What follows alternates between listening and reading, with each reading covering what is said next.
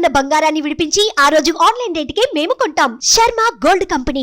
తను మనకెందుకు ఈ రాజకీయాలు, హ్యాపీగా ఫ్యామిలీతో ఎంజాయ్ చేద్దాం వెళ్ళిపోతే ఆయనకేం వచ్చే నష్టం ఏం లేదు. కానీ తట్టుకొని నిలబడ్డాడు. ఎందుకు? తనని నమ్ముకున్న వాళ్ళు లక్షలాది కోట్లాది మంది ఉన్నారు. వాళ్ళకి కాపాడుకోవాలి. మనమే లేకపోతే వీళ్ళందరూ తట్టుకోలేరని చెప్పి వీళ్ళందరి కోసం ఆయన మళ్ళీ రావటం జరుగుతుంది. ఓకే. సో ఇప్పుడు మీరు అన్నారు కాబట్టి తల్లి గురించి, చెల్లి గురించి కూడా మాట్లాడారు కాబట్టి విజయమ్మ గారికి చాలా దగ్గరగా ఉంటారు మీరు. షర్మిల గారికి కూడా అలానే ఉంటారు.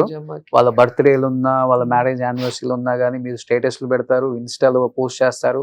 ఆ కుటుంబం ఒక రకంగా చెప్పాలంటే అత్యంత సన్నిహితంగా ఉండే శోభా నాగిరెడ్డి గారు చనిపోయిన తర్వాత అంత క్లోజ్నెస్ ఎవరికైనా ఉంది అంటే రోజా గారికి. ఒక రకంగా అందరికి తెలిసిన విషయం అది.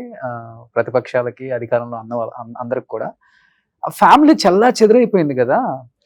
ఎప్పుడు కూడా వాళ్ళ సైడ్ నుంచి కానీ వీళ్ళ సైడ్ నుంచి కానీ రకరకాలుగా వింటుంటాం, వాళ్ళ వర్షను వీళ్ళ వర్షను.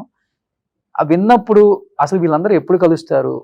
ఖచ్చితంగా కలుస్తారు.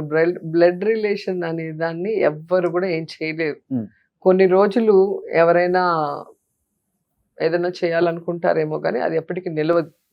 అది నా పర్సనల్ ఒపీనియన్. ఎందుకంటే రాజశేఖర రెడ్డి కుటుంబం లాగా మేము ఉండాలి అని చంద్రబాబు నాయుడు కూడా ఫాలో అయినాడు. ఎప్పుడు కూడా వైఫ్ని తీసుకురాని చంద్రబాబు నాయుడు వైఫ్ని తీసుకురావటం, వైఫ్ కోడలు కొడుకుతో నారావారిపల్లికి వెళ్ళి ఏమంటారు సంక్రాంతి సెలబ్రేట్ చేసుకోవటం, ఇవన్నీ మీరు చూస్తే రాజశేఖర రెడ్డి గారిని ఫాలో అవుతారు. ఆ ఫ్యామిలీ ఎమోషన్స్, ఫ్యామిలీ బాండేజ్ ఉండాలి అనేది. పోయింది కదా ఆయన పోయిన తర్వాత మొత్తం అసలు లేదు, మొన్నటి వరకు లేదు కదా. ఇప్పుడు చంద్రబాబు నాయుడు గారు ప్రతిదాన్ని తన ఏమంటారు పచ్చ ఛానళ్ళ ద్వారా విషం చిమ్మి, ఇదే నందమూరి బాలకృష్ణ ఆఫీస్ అని చెప్పి ఎన్బికే ఆఫీస్ నుంచి ఆవిడ మీద ఎన్ని అలిగేషన్స్, ఎన్ని నీచమైన పోస్టులు పెట్టారు. ఆవిడే వెళ్ళి పోలీస్ కంప్లైంట్, సైబర్ కంప్లైంట్ ఇచ్చింది. ఒకసారి మీరు చూస్తే మీకే తెలుస్తుంది. సో అక్కడి నుంచి ఈరోజు ఎందుకు వాళ్ళతో కలిశారు, ఎందుకు వాళ్ళతో బాగున్నారో అక్క చెప్పాల్సిందే, మాకు తెలీదు.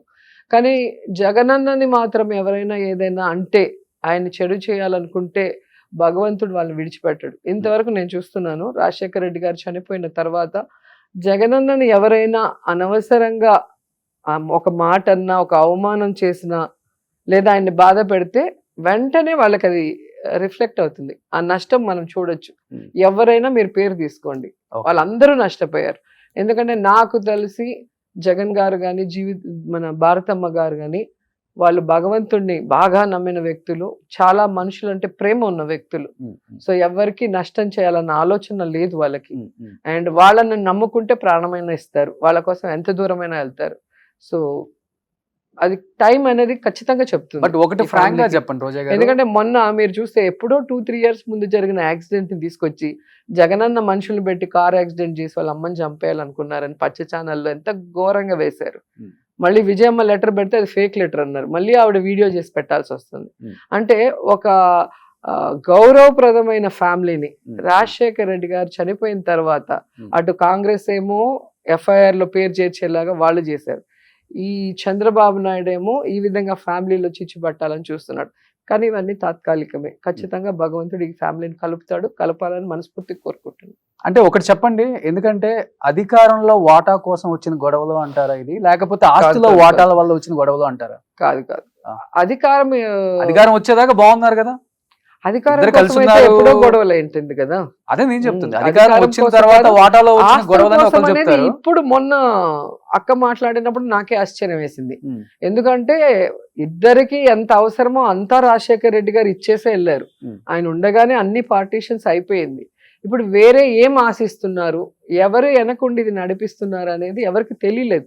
తెలిస్తే దాన్ని వెంటనే కరెక్ట్ చేస్తారు కదా. ఇంకెవరున్నారు ఇంకా వెనక? అంత శక్తులు ఏమున్నాయి అక్కడ? ఉంది అన్న, చెల్లి, అమ్మ, వాళ్ళ ముగ్గురు మీద కాదు కదా. వాళ్ళ ముగ్గురికి ఎంత బాండేజ్ ఉంది, ఎంత అఫెక్షన్ ఉంది అనేది మనం ఎన్నో సంవత్సరాలుగా చూస్తున్నాం. అవును. ఇప్పుడు వెనక నుంచి ఎవరు చిచ్చు పెడుతున్నారు అనేది తెలిస్తే, ఆ చిచ్చు కారణం ఏంటో తెలిస్తే అంతా సెటరేట్ అయిపోతుంది. సో అదే దాంట్లో చూస్తున్నాం, ఎవరు చేస్తున్నారు, ఎందుకు చేస్తున్నారు అనేది తెలిసిపోతుంది. అంటే వీడియో అంటే గుర్తొస్తుంది ఇప్పుడే. సో ఎలక్షన్స్ టైంలో విజయమ్మ గారు ఇక్కడ ఉండకుండా యూఎస్ వెళ్ళిపోయారు. అక్కడి నుంచి ఒక వీడియో రిలీజ్ చేశారు. సో కడప ఎంపీగా పాప పోటీ చేస్తుంది, షర్మిలకి సపోర్ట్ చేయండి అని.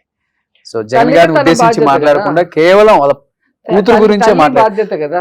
ఆ వీడియో ఆవిడ వల్ల స్టేజ్ మీదే clear గా voters లో చెప్పింది. చాలా చేంజ్ ఎక్కడ లేదు, వచ్చింది. ఎక్కడ చేంజ్ అదే మాట కేతి రెడ్డి గారు ఒప్పుకున్నారు కదా, ఆ వీడియో వల్ల ఆయన చాలా డ్యామేజ్ చెప్పారు. అయింది పార్టీ కానీ. అదేం లేదు కానీ నేనేమంటానంటే, ఒక లాస్ట్ మీటింగ్ మీరు జగన్ గారితో విజయమ్మ గారు స్టేజ్ మీద మాట్లాడిన వీడియో ఒకసారి చూడండి. Hmm. నా కొడుకుని ప్రజలకు అప్పగించాను, నా కొడుకుని సీఎం చేసి నా భర్త ఆశయాల్ని ప్రజలకు అందించే విధంగా మీకు అందిస్తున్నా, ఇక నా కూతురు లైఫ్ కోసం నేను వెళ్తున్నాను. Hmm. ఈ పార్టీలో గౌరవ అధ్యక్షురాలుగా ఉంటూ ఇక్కడ మాట్లాడుతూ అక్కడ మాట్లాడితే అది కరెక్ట్ కాదు Hmm. అని చెప్పి ఆ రోజు క్లియర్ గా చెప్పింది ఆవిడ. ఆ తర్వాత ఏ రోజు పార్టీ మీటింగ్ రాలేదు, ఏ రోజు పార్టీ గురించి మాట్లాడలేదు. Hmm. సో తన కూతురు కోసం వెళ్తున్నాను, తన కూతురుని రాజకీయంగా నేను సపోర్ట్ చేయాలి అని చెప్పి స్టేజ్ మీద ఆవిడ కుండ బద్దలు కొట్టి చెప్పి వెళ్ళింది. Okay. ఆ ఫ్యామిలీ ఒక మాట చెప్తే ఆ మాట మీద ఉంటారు. Hmm. సో తన కూతుర్ని గెలిపించుకోవాల ఆలోచనలో ఆ రోజు చేసిందే తప్ప కొడుకును ఓడించాలని ఏ తల్లికి ఉంటుంది? కొడుకును ఓడించాలని ఏ తల్లికి ఉంటుంది? ముఖ్యంగా తల్లికి కొడుకు అంటే పిచ్చి. Hmm. కాబట్టి ఈరోజు షర్మిల గారిని గెలిపించమని చెప్పిన విజయమ్మ గారు మరి ఎందుకు గెలిపించలేకపోయారు? ఆవిడ తల్లి ప్రేమతో చెప్తుంది, కానీ రాష్ట్రానికి తనకన్నా అక్కడున్న వైఎస్ఆర్సీపీ వాళ్ళు గెలిస్తేనే బెటర్ అనుకున్నారు కాబట్టే కదా వైఎస్ఆర్సీపీ వాళ్ళు గెలిచారు. కాబట్టి అక్కడ అది మనం చూడాలి. సో ప్రతి విషయానికి ఏ జిల్లాకి ఆ జిల్లా, ఏ లీడర్ కాలడు. ఎందుకంటే కొంతమంది పార్టీ వల్ల గెలుస్తారు, పార్టీ ఇమేజ్, పార్టీ మేనిఫెస్టోతో గెలుస్తారు. కొంతమంది ఇండివిజువల్ బలంతో ఏ పార్టీ వచ్చినా ఎన్ని సంవత్సరాలైనా 5 సార్లు 7 సార్లు గెలిచిన వాళ్ళు మనం చూస్తుంటాం. బుచ్చయ్య చౌదరి గారు. సో అదంతా ఇండివిజువల్ గా వాళ్ళు ఒక వేవ్, అది వాళ్ళకి వేసేస్తుంటారు, ఇంకా కళ్ళు మూసుకొని అట్లా వెళ్ళిపోతూ ఉంటుంది. ఇంకా కొన్ని చోట్ల ఏంటంటే క్యాస్ట్ ఈ మధ్యలో స్టార్ట్ అయింది కదా, క్యాస్ట్ పిచ్చి ఎక్కువైపోతుంది ఈ మధ్యలో.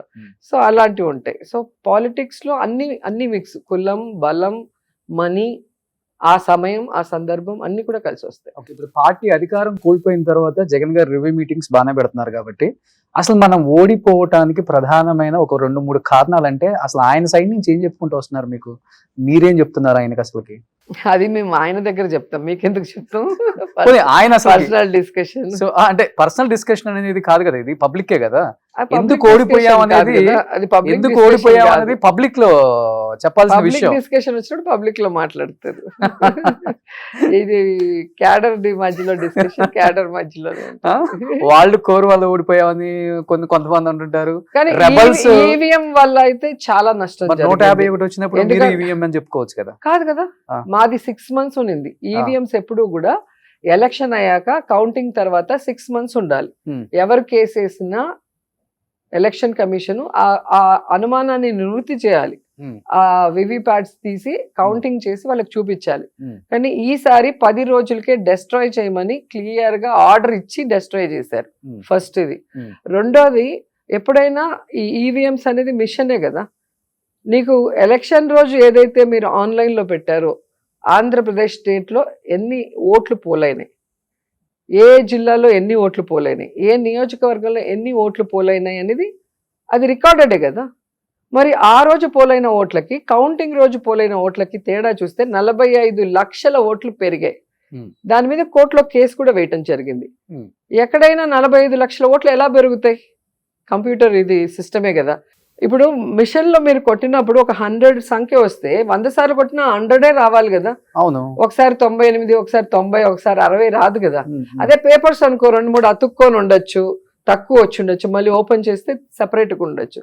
అట్లా పోలైన ఓట్లకి, కౌంటింగ్ ఓట్లకి 43 లక్షల ఓట్లు పెరిగాయి. అది ఎలా పెరిగాయి?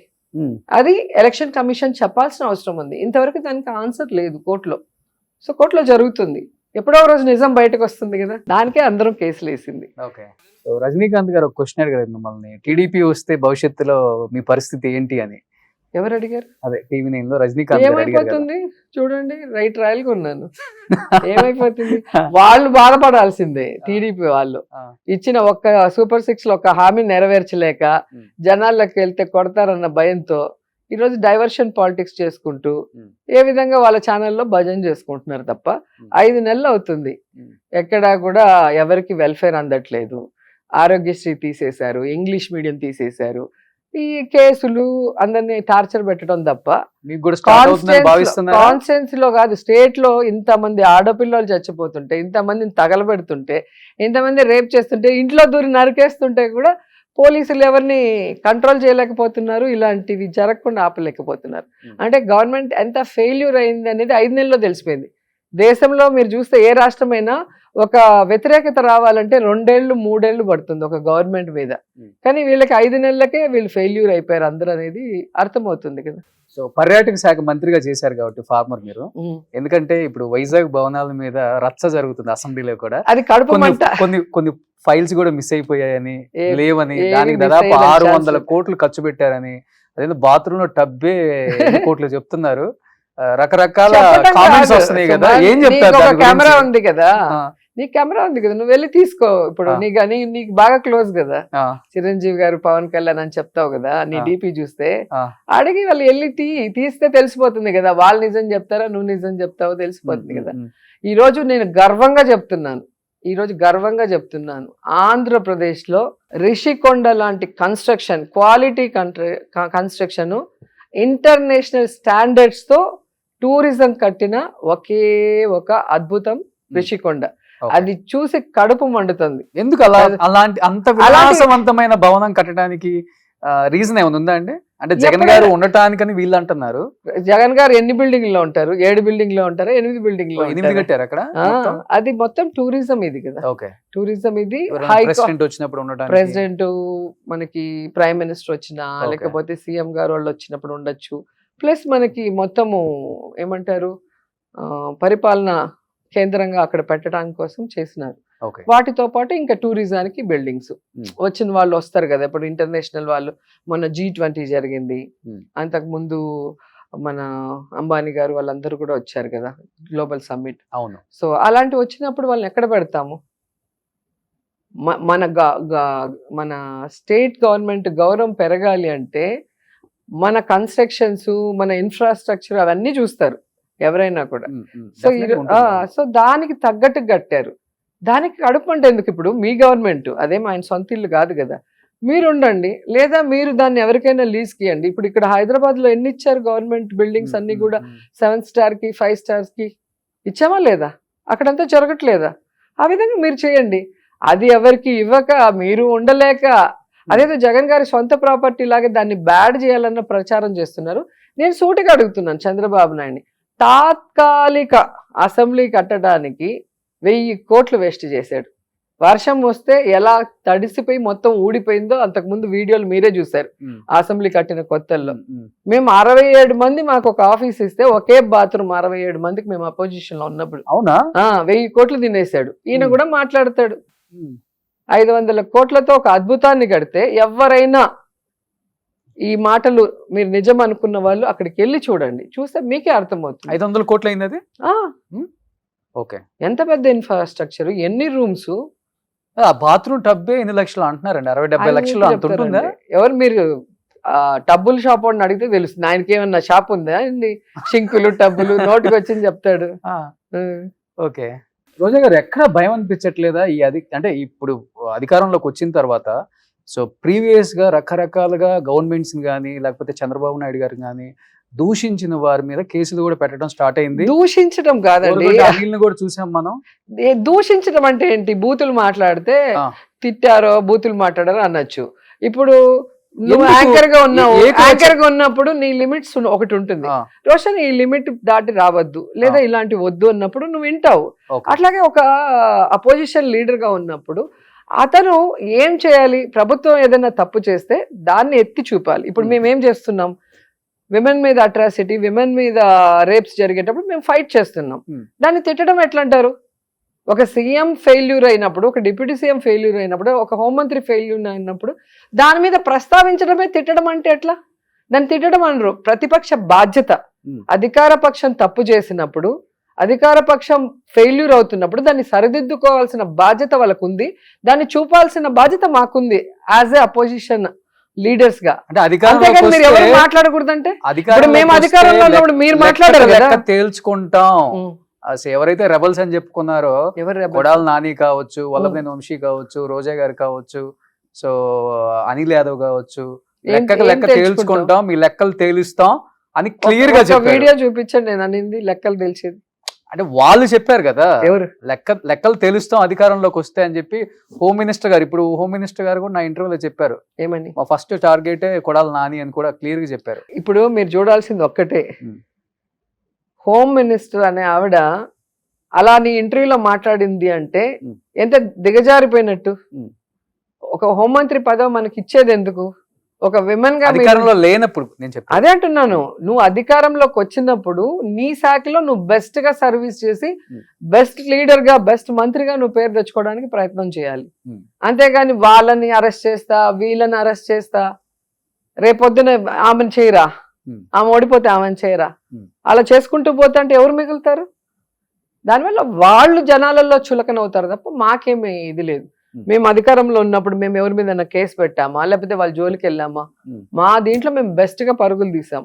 టూరిజం లో కానీ, స్పోర్ట్స్ లో కానీ, కల్చరల్ యాక్టివిటీస్ లో గతంలో ఉన్న మినిస్టర్లు ఎవరెవరు ఉన్నారు, ఇప్పుడు నేను వచ్చాక ఏం చేశాను నేను ప్రూవ్ చేస్తాను. నేను ఉన్న దాంట్లో ఎంత బెస్ట్ గా వర్క్ చేశానో నేను నిరూపించుకుంటాను. సో అలా ఉండాలి. ఒక ఎమ్మెల్యే అయినా ఒక మంత్రి అయినా కూడా బెస్ట్ లీడర్ గా పాలిటిక్స్ లో ఉంటేనే జనాలు గౌరవిస్తారు. అంతేగాని వాళ్ళని కేసు పెడతాను, వీళ్ళ మీద పోస్ట్ పెడతాను, వాళ్ళని అవమానిస్తాను అంటే అది పార్టీలకు అతీతంగా మేల్ డామినేటింగ్ సొసైటీ కాబట్టి ఎక్కడున్నా కానీ. సో హోంమంత్రి గారు అనిత గారు, సో మీ కొలీగ్ విష్ చేశారా? ఆ అదృష్టం ఆమెకు వచ్చిందంటే కూడా అది జగనన్న క్రెడిట్ అని నేను చెప్తాను. ఎందుకంటే ఫస్ట్ జగన్ గారు ఎస్సీ మహిళని హోంమంత్రిని చేయాలి, వాళ్ళకు కూడా రాజ్యాధికారంలో ఈక్వల్ ప్లేస్ ఇవ్వాలి అని చెప్పి సుచతే గారికి ఫస్ట్ ఇవ్వటం జరిగింది. ఆ తర్వాత 2.5 years తర్వాత మళ్ళీ వనిత గారికి ఇవ్వటం జరిగింది. సో ఆ కోవలో ఆమెకు అదృష్టం వచ్చింది. కానీ జగనన్న సీఎం గారు కనుక ఒక ఎస్సీ లేడీకి హోమ్ మినిస్టర్ ఇవ్వకపోతే చంద్రబాబు నాయుడు ఆయన జీవితంలో ఇచ్చిన దాఖలాలే లేదు. ఆయన 14 ఏళ్ళు అధికారంలో ఉన్నాడు, ఇప్పుడేం కొత్త కాదు. ఇది ఎన్నోసారి వచ్చాడు. ఫ్యూచర్ లో ఎప్పుడైనా మీరు హోమ్ మినిస్టర్ అయితే, ఒకవేళ ఆమె ఇంటర్వ్యూ నేనే చేస్తే, నా వల్ల ఆమెకు వచ్చింది, నేను ఒక ఫైర్ బ్రాండ్ కాబట్టి అబ్బా ఇది ఉద్దేశించి జగన్ గారు ఇప్పుడు ఫైర్ బ్రాండ్ అయిన రోజా ఇవ్వాల్సి వచ్చింది అని ఆమె కూడా చెప్తే, ఆమె గురించి నువ్వు గొప్పలు చెప్పుకోవాలి. రాష్ట్రంలో రాష్ట్రంలోకి వెళ్ళి జనాల మధ్యలో మైక్ పెడితే తెలుస్తుంది నీకు ఎవరు ఫైర్ బ్రాండ్, ఎవరు రియల్ పొలిటికల్ వర్కర్, ఎవరు జనాల కోసం పనిచేస్తారు అనేది జనాలు అడిగితే చెప్తారు. ఎక్కడ తగ్గపోరు అసలు. తగ్గని కాదు, ఆమెను ఎలా తీసుకొచ్చారంటే నేను చెప్పేది నువ్వు రోషన్, 15-20 ఏళ్ళు ఇండస్ట్రీలో ఆర్టిస్ట్ గా సక్సెస్ అయ్యి మంచి పేరు తెచ్చుకొని ఆ క్రేజ్ తో పాలిటిక్స్ కి వచ్చి 2 సార్లు ఓడిపోయినా కూడా పార్టీ వల్ల ప్రజల్లో నాకంటూ ఒక బలమైన ఇది తెచ్చుకొని 2 సార్లు నేను గెలవడం జరిగింది. ఎవరినో నాకు ఈక్వల్ చేయాలని చెప్పేసి కొంతమంది పచ్చ ఛానళ్ళు, మీకు తెలుసు కదా హైదరాబాద్ లో నేను ఫస్ట్ ఎమ్మెల్యే అయినప్పుడు ఎలా 2 ఫోటోలు వేసి ఎలా చేశారు. నేనెవరో ఇక్కడ కాదు, ప్రపంచ దేశంలో ఉన్న తెలుగు వాళ్ళందరికీ, తమిళ వాళ్ళందరికీ, కన్నడ వాళ్ళందరికీ తెలుసు. ఇప్పుడు రోషన్ లేకపోతే ఇంకొకరు ఇచ్చే సర్టిఫికేట్ నాకు అవసరం లేదు. నా కష్టం మీద నేను వచ్చాను. నా వల్ల వాళ్ళు అయ్యారే తప్ప, క్రేజ్ వచ్చిందే తప్ప వాళ్ళ వల్ల నాకు అవసరమే లేదు. అది మీరు తెలుసుకోవాలి. ఎప్పుడన్నా ఫోన్ లో మాట్లాడుకోవటం, అసెంబ్లీలో ఎదురుపడటం, చెప్పుకోవటం, విలువలు ఉన్న వాళ్ళతో మాట్లాడతాం అంతే.